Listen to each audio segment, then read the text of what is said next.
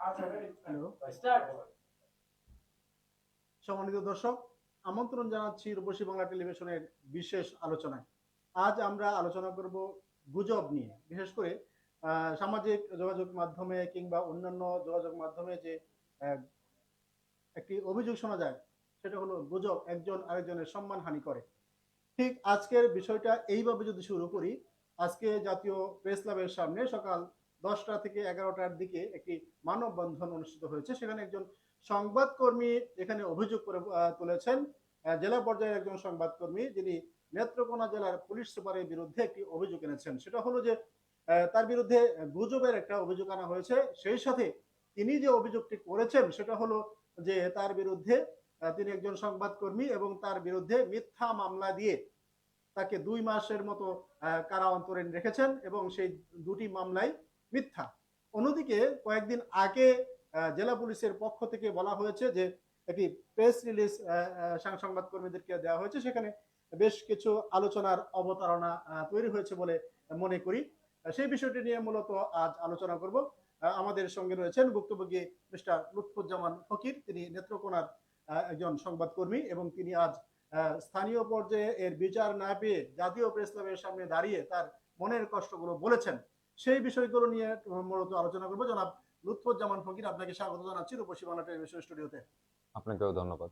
আমি যদি এই 1 2 3 4 5 6 7 8 9 9 কলামের একটি প্রেস রিলিজ আমাদের হাতে রয়েছে, আমরা ঠিক 1 2 3 4 5 6 7 নম্বর কলাম থেকে শুরু করি। পুলিশের জেলা পুলিশের প্রেস নোটে বলা হয়েছে যে মিস্টার মোহাম্মদ লুৎফুর রহমান ফকির, আলিফ ফকির ওরফে আলিফ ফকির নিজেকে সাংবাদিক হিসেবে পরিচয় দিলেও নির্ভরযোগ্য সূত্রে জানা যায় প্রকৃতপক্ষে তিনি সাংবাদিক নন, বরং সাংবাদিকতার নাম ভাঙিয়ে বিভিন্ন জায়গায় আর্থিক প্রতারণা করে থাকেন। আমরা ঠিক সংবাদকর্মীর যে বিষয়টা, সেই জায়গা থেকে যদি আলোচনাটা শুরু করি যে সাংবাদিকদের বিরুদ্ধে সে আদৌ সাংবাদিক কি না, সংবাদকর্মী কি না আদৌ, সেই কথা পুলিশ বলতে পারে কিনা, আসলে আসলে কি আপনি সংবাদকর্মী? আপনি একটু যদি আমাকে ব্যাখ্যা দিতেন। দেখুন, আমি রূপসী বাংলা স্টুডিওতেই আছি এবং নেত্রকোনা জেলা প্রতিনিধি হিসেবে এখনো আমি নিয়োগপ্রাপ্ত। এখানে যে এই গুজবটা ছড়িয়ে হয়েছে আমার বিরুদ্ধে, সেখানে আমার নামটাই ভুল। তারা আমার দিয়েছে এটার মাধ্যমে একজন সকল গণমাধ্যম কর্মীদেরকে নেত্রকোনার তাদের সবাইকেই এই মিথ্যা এই তথ্যগুলি দিয়ে যেহেতু বিভ্রান্ত করা হয়েছে, তো এটা একটা গুজব, ঠিক আছে। আর জেলা পুলিশের পক্ষ থেকে এটা গুজব আর মিথ্যা গুজব। এবং এই যে আমি নিয়োগপ্রাপ্ত একজন রূপসী বাংলা নেত্রকোনা জেলা প্রতিনিধি এবং আমি একাধিক নিউজ করেছি এবং যে কর্মকর্তা এখানে সাইন করেছেন তারও সাক্ষাৎকার নিয়েছি আমি একটা নিউজের ক্ষেত্রে। তো সেই ক্ষেত্রে উনি আমাকে সাক্ষাৎকার দিয়েছেন। মানে একজন সংবাদকর্মী হওয়ার জন্য যে 2-3টি উপাদান থাকে, সে 1 নম্বরে থাকে নিয়োগপত্র, 2 নম্বরে থাকে আপনার হলো পরিচয়পত্র, মানে আইডি কার্ড যেটাকে বলা হয়, 3 নম্বর হলো যে সে আদৌ কাজ করে কিনা সেটা ইমপ্রুভ হয় বা প্রমাণ হয় সে ওই প্রতিষ্ঠানে নিউজ সম্প্রচার করে কিনা বা সেখানে সম্প্রচারিত হচ্ছে কিনা বা এই নিউজটা ওই পত্রিকায় প্রকাশিত হচ্ছে। আপনার কি এই 3টা উপাদান আছে আপনার মধ্যে? হ্যাঁ, অবশ্যই আছে, কারণ সেটার প্রথম সাক্ষী আপনি নিজেই। কারণ আমরা যখন নেত্রকোনা চোরাকারবারি নিয়ে নিউজ কভার করতে যাই তখন কিন্তু আপনি আমার সাথে ছিলেন। সেই ক্ষেত্রে হ্যাঁ সাক্ষী ছিলেন। আর এই এখানে তারা যে গুজব দিয়েছে, কারণ একজন সংবাদকর্মীর ক্ষেত্রে জাতীয় প্রেস কাউন্সিল হলো এইটার সম্পূর্ণ, বাংলাদেশ প্রেস কাউন্সিল হলো এটার ব্যাখ্যা দিয়ে থাকে কে সংবাদকর্মী না বা কে সংবাদকর্মী, কে লিগ্যাল বা ইলিগ্যাল, আরো কিছু তথ্য মন্ত্রণালয় আছে। কিন্তু নেত্রকোনা জেলা পুলিশের এই অসাধু কর্মকর্তা উনি নিজেই সেই বিজ্ঞপ্তি দিয়ে বসে রয়েছে।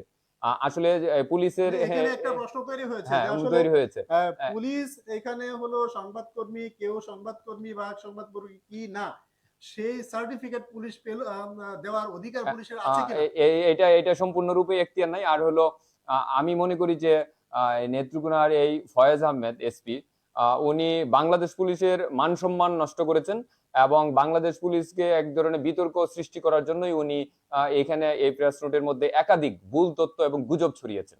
আচ্ছা, এখানে যদি আরেকটু পেছন দিকে যদি আমরা আগাই, যে সেটা হলো যে কিছুদিন আগে পুলিশের সদর দপ্তরের পক্ষ থেকে একটি প্রেস নোট এসেছিল গণমাধ্যমে। সেটা হলো, সেখানে বলা হয়েছিল যে পুলিশের বিরুদ্ধে বা কোনো পুলিশ সদস্যের বিরুদ্ধে যদি কেউ রিপোর্ট করে, সেটা যেন ভালো করে যাচাই বাছাই করে এবং সঠিক ইনফরমেশন পেয়ে যেন পুলিশের বিরুদ্ধে এই নিউজ করা হয়। আপনি কি সেটা পালন করেছেন?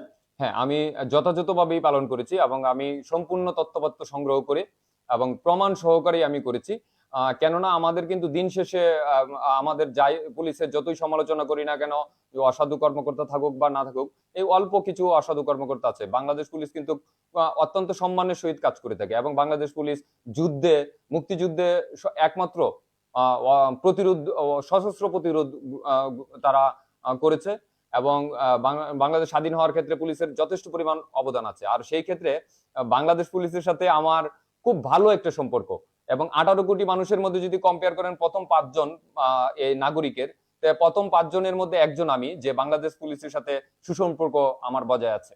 আচ্ছা আচ্ছা, আমি যদি আরেকটু এইভাবে টানি, সেটা হলো যে পুলিশের পক্ষ থেকে আমি ঠিক এই প্রেস বিজ্ঞপ্তির ব্যাখ্যাটাই আপনার কাছে মূলত চাওয়ার উদ্দেশ্য আজকের অনুষ্ঠানে। একটা জায়গায় বলা হয়েছে যে পুলিশ সুপার নেত্রকোনা এর বিরুদ্ধে সোশ্যাল মিডিয়া সহ বিভিন্ন জায়গায় ক্রমাগত মিথ্যাচার করে যাচ্ছেন। আমি প্রমাণ সহকারে, যেহেতু জানেন যে আমার মোবাইল, পেন ড্রাইভ এবং মেমোরি কার্ড অবৈধভাবে উনি আটক রেখেছেন। কারণ হলো উনি এই আসামি ফরওয়ার্ডিং কপি, এটা ফরওয়ার্ডিং কপি, এটা হলো রিমান্ড কপি। এই রিমান্ড এবং ফরওয়ার্ডিং এ কোথাও আমার মোবাইল এবং পেন ড্রাইভে কোনো কিছু উল্লেখ নাই। আর আমি যদি উনার নামে, একজন এসপি পদমর্যাদার কর্মকর্তা, অনেক সম্মানের একজন কর্মকর্তা উনি একটা জেলার জন্য, সেই ক্ষেত্রে একজন জেলার এসপির নামে আপনি যদি মিথ্যা স্টেটমেন্ট দেন বা পোস্ট করেন ফেসবুকে, সোশ্যাল মিডিয়া বা বিভিন্ন ক্ষেত্রে, তখন কিন্তু আপনার আইসিডি একটা মামলা হওয়ার কথা।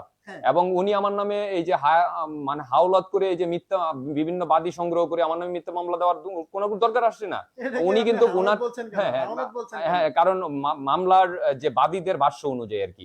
কারণ এখানে কিন্তু দরকার ছিল না, কারণ ওনার নামে একজন পুলিশ কর্মকর্তার নামে ভুল তথ্য, পুলিশ সদর দপ্তর যে স্টেটমেন্টটা দিয়েছে কিছুদিন আগে, সেইটার আলোকেই যদি বলি, কারণ ভুল তথ্য যদি আমি দিয়ে থাকি, ভুল পোস্ট করে থাকি ফেসবুকে, তাহলে কিন্তু সেই আলোকে আমার নামে আইসিডি একটা মামলা হইতে পারতো বা গুজব ছড়ানোর ক্ষেত্রে আমার মামলা হইতো। এটা দণ্ডনীয় অপরাধ, গুজব ছড়ানো।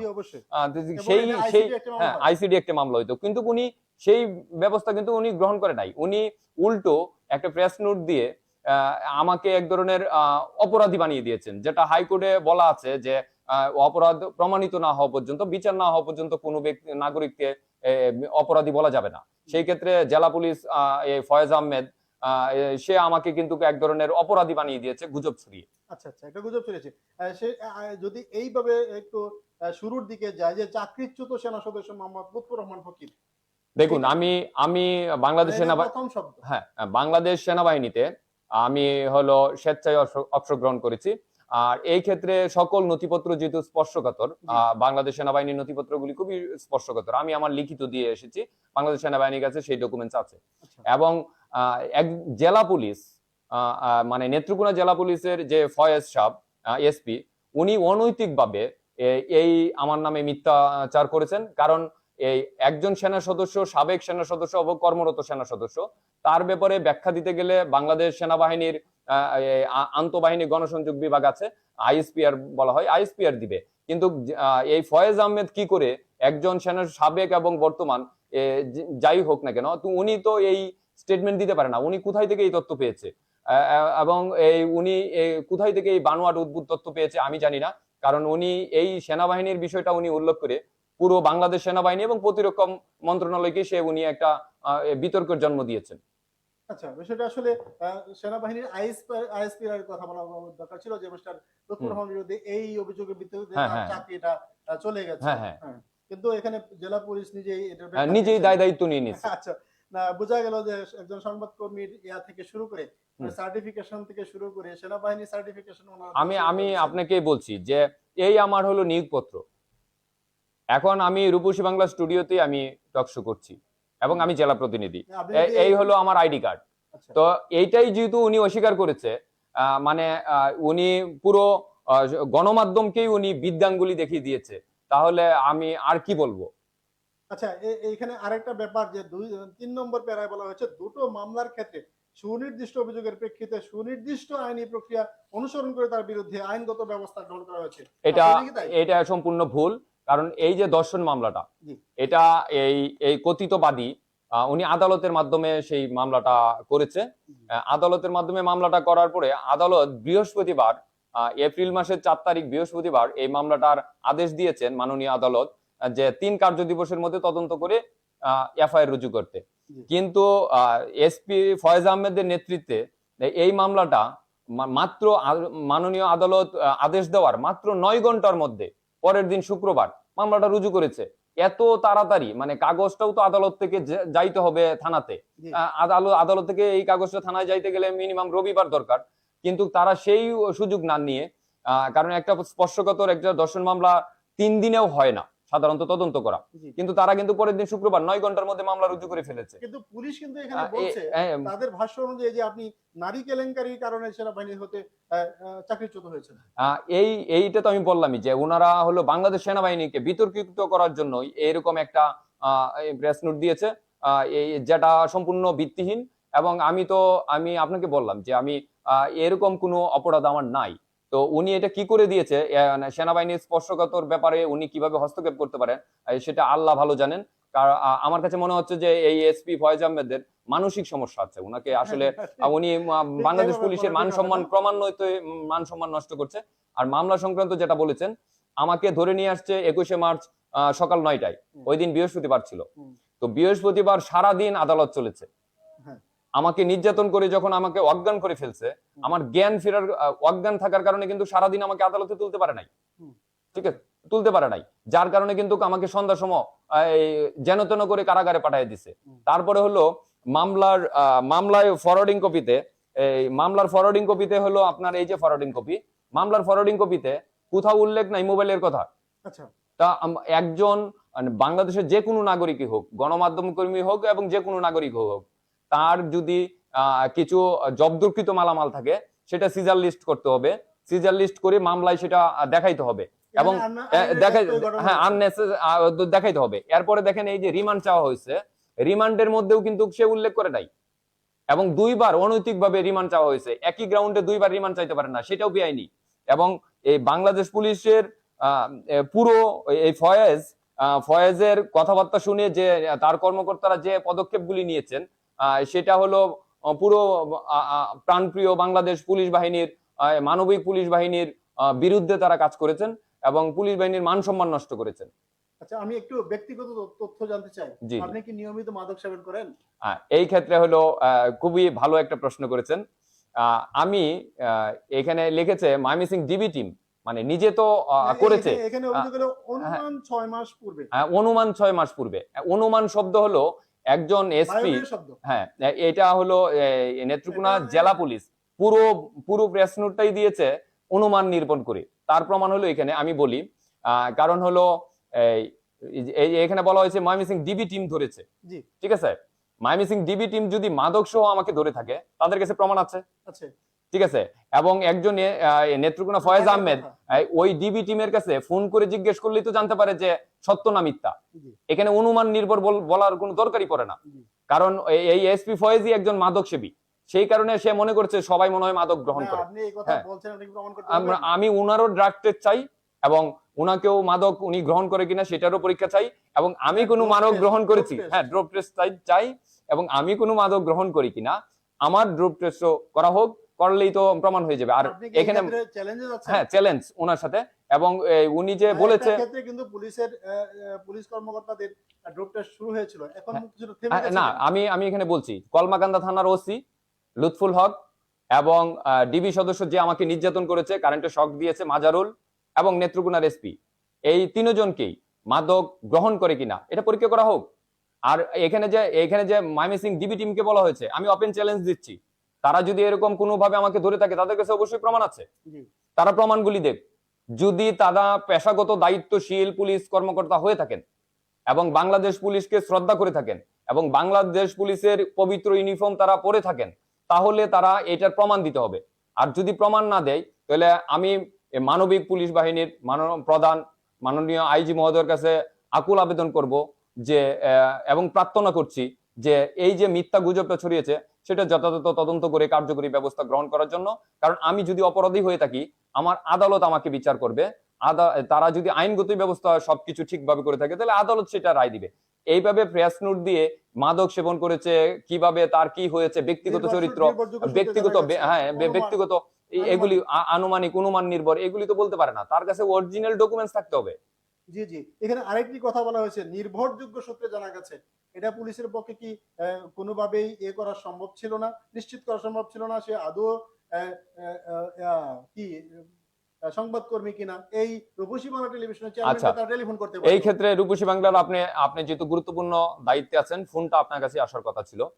আপনার কাছে কি কোনো ফোন এসেছে এসপির অফিস থেকে? আমাদের চেয়ারম্যানের কাছে কোনো ফোন এসেছে? মনে হয় না। হ্যাঁ, তো কোনো ফোন, উনি আমাকে বলেছেন যে কোনো ফোন আসে নাই। তাহলে উনি অনুমান নির্ভর বলে ফেলেছেন। একজন গণমাধ্যম কর্মীকে এসপি ফয়েজ কি করে অস্বীকার করতে পারে, সেটা যে কত বড় গুরুতর অপরাধ করেছে সেই ব্যাপারে আসলেই তদন্ত হওয়া উচিত। কারণ আমি তো বলেছি যে ওনাকে কথা বলছেন সেটা হলো আপনি সম্ভবত পুলিশের আইজিপি মহোদয়ের কাছে একটা দরখাস্ত দিয়েছেন। জি জি, সেটা সম্ভবত একটা তদন্ত শুরু হয়েছে। আমাকে পুলিশ সদর দপ্তর থেকে যোগাযোগ করা হয়েছে আমার সাথে, সেটা চলছে। তারা দ্রুত সময়ের মধ্যেই উক্ত তদন্তটা সম্পূর্ণ করবেন এবং তারা আমার কাছে যেসব তথ্যপত্র চেয়েছিলেন আমি সবকিছুই দিয়েছি, সেই অনুযায়ী কাজ চলছে। আমি যদি আপনার কাছে জানতে চাই সেটা হলো যে আজকে জাতীয় প্রেস ক্লাবের সামনে দাঁড়িয়ে আপনার কষ্টের কথাগুলো বলেছিলেন, আপনার দাবির কথাগুলো বলেছিলেন, আপনার নির্যাতনের কথাগুলো বলেছিলেন, সেটা জাতীয় প্রেস ক্লাবের সামনে কেন, নেত্রকোনা নয় কেন? দেখুন, আমি নেত্রকোনায় প্রথম একটা সংবাদ সম্মেলন করতে গিয়েছি, সেখানে আমার ব্যানারগুলি ছিঁড়ে নিয়ে ছিনতাই করে নিয়ে যাওয়া হয়েছে রাস্তা থেকে। এটা 1 নম্বর মামলার বাদী পরিবার এবং কলমাকান্দা থানা পুলিশের লুৎফুল হক যে আছেন ওসি, তার নেতৃত্বে এই কাজগুলি হয়েছে এবং তার নেতৃত্বে আমার বাড়িতে কিছু তার পেটুয়া বাহিনী দিয়ে হুমকি দেওয়া হয়েছে আমার মা বাবাকে। আমার মা বাবাও ওই সংবাদ সম্মেলনে থাকার কথা ছিল, যাতে বাড়ি থেকে না বাইর হয় সেই জন্য বল প্রয়োগ করা হয়েছে। আর তখন আমি নেত্রকোনার অন্যত্র আরেক জায়গায় আমি সংবাদ সম্মেলন করার পরে ওখানে জাতীয় গণমাধ্যম প্রতিনিধিরা ছিলেন, নেত্রকোনা যারা আছে, হ্যাঁ জেলা পর্যায়ে যারা ছিলেন, তারা থাকার পরেও তারা সবাই নিউজ কভার করেছেন। কিন্তু তারা যখন এসপি আহমেদের যখন স্টেটমেন্ট নিতে গেছে তখন তাদেরকে ভুল তথ্য দিয়ে বিভ্রান্ত করা হয়েছে এবং এই পরের দিন আমি 24 তারিখে করেছি, 25 তারিখে আমার নামে এই মিথ্যা গুজবটা তারা দিয়েছে সবাইকে। হ্যাঁ, মিথ্যা গুজব দিয়েছে। তো মিথ্যা গুজবের কারণে তারা বিভ্রান্ত হয়ে গেছে এবং আমার কাছে মনে হচ্ছে যে সেখানে উনি অনৈতিকভাবে আমার ফ্যামিলিকে, যেহেতু আমার পরিবারকেও এক ধরনের বল প্রয়োগ করার চেষ্টা করেছে, এখানে হয়তো কোনো মেকানিজম সে করে থাকতে পারে, যার কারণে কারণ যেহেতু এখানে কিছু আমার আগে একজন নির্যাতিত হয়ে একজন নারী সংবাদকর্মী সাহারা আক্তারকে হত্যা করা হয়েছে এই অবৈধ চিনির গাড়ির নিচে। ওই মামলাটা এখন আগে প্রথম কলমাকান্দা থানা, এখন যে কলমাকান্দা থানার ওসি আছে লুৎফুল হক, সে আগে নেত্রকোনা সদরে ছিল, সে এই মামলাটাকে রোড অ্যাক্সিডেন্ট বলে চালিয়ে দিয়েছিল। বর্তমানে এই মামলাটা পিবিআই এর কাছে তদন্তে গিয়েছে এবং এই ওসি নেত্রকোনা থেকে আবার কলমাকান্দা গিয়েছে এই দায়িত্বে এবং সে কলমাকান্দা যে আমাকেও হত্যা করার জন্য নীল নকশা এঁকেছে। আচ্ছা, সরি, এটা যেন না হয়। আর সেই কারণে স্থানীয় গণমাধ্যমরা সবাই জেলা পর্যায়ে, সাধারণত আমরা যারা জেলা পর্যায়ে প্রতিনিধি আছি আমাদেরকে স্থানীয় প্রশাসনের রোশানলে পড়তে হয়, সেই ক্ষেত্রে খুবই সাবধানতা অবলম্বন করতে হয়। আর যেহেতু আমার পরিবার এবং আমাকে যে কোনো মুহূর্তে হত্যা করার উনি চক্রান্ত করছে এবং যেহেতু সাগরুনি হত্যা মামলারও বিচার হয় নাই এবং যেহেতু সাগরুনি হত্যার মতো আমাকেও হত্যা করার একটা চক্রান্ত হয়েছিল কারাগারের ভিতরে, সেই কারণে আমি জাতীয় প্রেস ক্লাবের সামনে এই মানববন্ধনটা করেছি এবং জাতি সেটা জানুক যে নেত্রকোনা জেলার বিশ্ব জানুক। কারণ আমি বাংলাদেশ পুলিশ বাহিনীর জন্য আমার জীবনের সর্বোচ্চ গুরুত্বপূর্ণ সময়গুলি ব্যয় করেছি এবং বাংলাদেশ পুলিশের বলতে গেলে আমার শরীরের যতটুকু রক্ত আছে তার অর্ধেক আমি ব্যয় করেছি বাংলাদেশ পুলিশ বাহিনীর জন্য। এবং এই পুলিশ বাহিনীর জন্য এত কিছু করার পরেও নেত্রকোনার এসপি ফয়েজ আহমেদ এবং ডিবি সদস্য মাজারুল, কলমাকান্দা থানার ওসি লুৎফুল হক, এই তিনজন আমাকে যেরকম হত্যার পরিকল্পনায় উনি সবসময় জড়িত, ঠিক তেমনি বাংলাদেশ পুলিশ বাহিনীর সম্মান এবং বিতর্কিত করার কাজেও তারা লিপ্ত হয়েছে। আচ্ছা, আরেকটা ব্যাপার, আপনি কি সাংবাদিকতা আসার আগে বিজিবি, র্যাব, পুলিশ অথবা ডিজিএফআই এর সোর্স হিসেবে কর্মরত ছিলেন? না, এই এই বিষয়টা বলি। আমি যেহেতু বাংলাদেশ সেনাবাহিনীতে চাকরি করেছি, আমার বাংলাদেশ সেনাবাহিনীর কর্মকর্তা কর্মচারী যারা আছেন, সদস্য আছেন, তাদের সবার সাথে আমার একটা সুসম্পর্ক আছে। আর আমি হলো সীমান্ত হত্যা বন্ধ নিয়ে কিছু কাজ করেছি, একটু স্টাডি করেছি, এবং এই সীমান্তের অস্ত্রর যে চোরা কারবারিটা হয় এটার উপরে আমি কিছু স্টাডি করেছি। আমার মোবাইলগুলি যদি ফেরত দেয় এবং আমার পেন ড্রাইভগুলি যদি ফেরত দেয়, তাহলে জাতি অনেক উপকৃত হবে এই আমার গবেষণার এই ফলাফলগুলি দেখলে। তো সেই ক্ষেত্রে যখন আমি গবেষণা করেছি, গবেষণার ক্ষেত্রে অনেকের সাথে আমার সম্পর্ক হয়েছে এবং আমার পরিচিত সাবেক সেনা কর্মকর্তারা বিভিন্ন প্রয়োজনে আমার সাথে যোগাযোগ করতেন। আর ডিজিএফআই এর বিষয়টা হলো, আমি যেহেতু সেনাবাহিনীর সাবেক সেনা সদস্য, সেই হিসেবে আমার কাছ থেকে আমি যেহেতু স্টাডি করেছি বিভিন্ন বিষয় নিয়ে, সেই বিষয়ে আমার কাছ থেকে তারা সাধারণত একটু তথ্যপত্র সহযোগিতা নিয়ে থাকে এবং নিয়েছে এবং এখনো নিচ্ছে। তো এটা একটা স্বাভাবিক প্রক্রিয়া। এটা যে কোনো নাগরিকই আইন শৃঙ্খলা বাহিনীকে তথ্য দেওয়ার যে দেওয়ার জন্য প্রক্রিয়া আছে। এবং বাংলাদেশ আইন শৃঙ্খলা সকল বাহিনী কিন্তু টিভিতে এবং বিভিন্ন সোশ্যাল মিডিয়ায় তারা বিজ্ঞাপনও দিচ্ছে যে আইনগত সহযোগিতা করার জন্য। এখানে আইনি কোনো ব্যত্যয় আছে কিনা, এখানে আমরা যে ক্ষেত্রে আমরা যে সাংবাদিকতা করি, তারাও কিন্তু আমরা সোর্স ফিটিং করি বিভিন্ন জায়গায়, যে কোথাও কোনো ইনফরমেশন পাওয়ার জন্য, কারো খোঁজের জন্য আমরা কিন্তু সোর্স নিয়োগ করে থাকি এবং এটা অর্থের বিনিময়ে হয়ে থাকে কখনো কখনো। দেখুন, কিন্তু এই ক্ষেত্রে তো কোনো আইনগত বাধা আছে কি আপনার? কি না, এইটা আইনগত কোনো বাধা নাই, কারণ সরকারি এটা বিজ্ঞপ্তি দিচ্ছে। আর সেই ক্ষেত্রে হলো, আমি যেহেতু সেনাবাহিনী থেকে সর্বোচ্চ প্রশিক্ষণ, আমি বলি, আমি যেহেতু বাংলাদেশ সেনাবাহিনী সর্বোচ্চ প্রশিক্ষণ প্রাপ্ত একজন ব্যক্তি, সেই ক্ষেত্রে আমি আমার প্রশিক্ষণটা তো রাষ্ট্রের কাজে ব্যবহার করব, না সন্ত্রাসের কাজে ব্যবহার করব। না, অবশ্যই রাষ্ট্রের স্বার্থে। রাষ্ট্রের স্বার্থে ব্যবহার করব। তো আমি যদি রাষ্ট্রের স্বার্থেই ব্যবহার করব, তাহলে রাষ্ট্রকে তো অবশ্যই আমাকে সহযোগিতা চাইলে, আইন শৃঙ্খলা বাহিনী সহযোগিতা চাইলে আমি তো সেটা করব কি করব না, আপনি বলেন। এটাই স্বাভাবিক, করাটাই স্বাভাবিক। ঠিক আছে, কারণ উনি কিন্তু এই এসপি ফয়েজ, সে কিন্তু সাধারণত রাষ্ট্রের সহযোগিতা থেকে উনি সন্ত্রাসীদের, অস্ত্র ব্যবসায়ী, সীমান্তের অস্ত্র চোরা কারবারিদেরকে সহযোগিতা করেছে। তার আমার প্রমাণ আছে। তার মানে সে যে অস্ত্র ব্যবসায়ীদের সাথে সরাসরি সম্পৃক্ত এবং অস্ত্র ব্যবসা, সীমান্তের ভারী অস্ত্র, ক্ষুদ্র অস্ত্র না, ভারী অস্ত্রর ব্যবসায়ীদের সাথে তার সখ্যতা আছে এবং এই অস্ত্র ব্যবসার সাথে সে সরাসরি জড়িত। আমার মোবাইল এবং আমার পেন ড্রাইভগুলি দেওয়া হোক, আমি যদি প্রমাণ করতে না পারি তাহলে আমার ফাঁসি দেওয়া হবে, আমি মেনে নিব।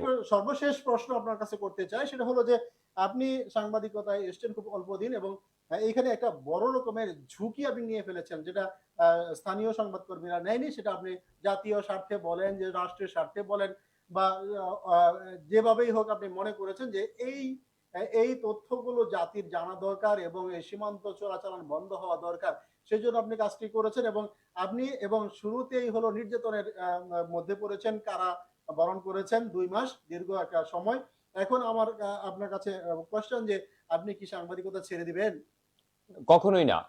আমি কোনো পেশায় কে ছোট মনে করি না। আর এটা যেহেতু আমি পেশা হিসেবে বেছে নিয়েছি এবং এই পেশার কারণে যেহেতু আমার জীবনে প্রথম কলঙ্ক লিপি দিয়েছে নেত্রকোনার এসপি ফয়েজ, তো সেই ক্ষেত্রে এই পেশা আমি কখনো ছাড়বো না এবং আমি এই পেশায় যেন আরো উন্নতি করা যায় এবং আমি যেন জাতির জন্য কাজ করতে পারি।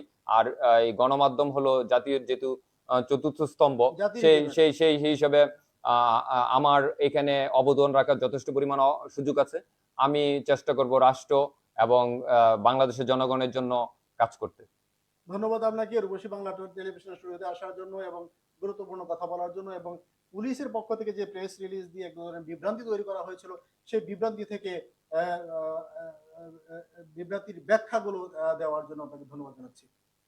আপনাকেও ধন্যবাদ। সেই সঙ্গে আমি বলবো যে এই এসপি ফয়েজের গুজবে কেউ কান না দিতে নেত্রকোনাবাসী থেকে শুরু করে সারা দেশে মানুষকে অনুরোধ করছি। এবং বাংলাদেশ পুলিশ বাহিনী আমাদের গৌরবের বাহিনী, দিন শেষে আমাদের এই পুলিশ বাহিনীর কাছে যেতে হয় ন্যায় বিচারের জন্য। আমরা পুলিশকে সহযোগিতা করব। সেই সঙ্গে এই দুর্নীতিগ্রস্ত যে 3 কর্মকর্তা আছে নেত্রকোনার, ফয়েজ আহমেদ এসপি নেত্রকোনা, এবং ওসি কলমাকান্দা লুৎফুল হক, এবং ডিবি সদস্য মাজারুল, এই 3 জনের আইনগত দৃষ্টান্তমূলক শাস্তির আওতায় আনা হোক। এবং তারা যে পুলিশ বাহিনীর সম্মান নষ্ট করেছে বিতর্ক জন্ম দিয়ে, সেই ক্ষেত্রে কার্যকরী একটা পদক্ষেপ গ্রহণ করা হোক, যাতে আর কোনো দুর্নীতিবাজ কর্মকর্তা এরকম পদক্ষেপ না নিতে পারে, সেই আশাই করছি। এবং দেশবাসীর কাছে আমি দোয়া চাচ্ছি, আমাকে যেন দোয়া করবেন যে যেন এই কর্মকর্তা 3 জন মিলে যেন আমাকে হত্যা না করতে পারে, সেই জন্য আপনাদেরও সহযোগিতা প্রার্থনা করছি। সুপ্রিয় দর্শক, সাগররুনি থেকে শুরু করে অনেক আমাদের সহকর্মীদের হারিয়েছি নানানভাবে তারা হত্যাকাণ্ডের শিকার হয়েছে। মিস্টার লুৎফুজ্জামান ফকির তার জীবনের ঝুঁকি মনে করছেন এবং তিনি আজকে জাতীয় প্রেস ক্লাবের সামনে দাঁড়িয়েছিলেন তার জীবন রক্ষা করার জন্য এবং তার যেন যে তার উপর হয়ে যাওয়া যে নির্যাতন, কারা নির্যাতন হয়েছে সেই বিচারের জন্য আমরা চাই যে মিস্টার লুৎফুজ্জামান ফকিরের উপর যে নির্যাতন হয়েছে এবং যে মিথ্যা মামলা দেওয়া হয়েছে সেটার একটি সুষ্ঠু সুরাহা হবে এবং সে তার সাংবাদিকতার জীবনে এগিয়ে যাবে। সে সৎ এবং দায়িত্ববান সাংবাদিক হিসেবে সামনে এগিয়ে যাবে, সেই প্রত্যাশায় শেষ করছি। শুভেচ্ছা সবাইকে।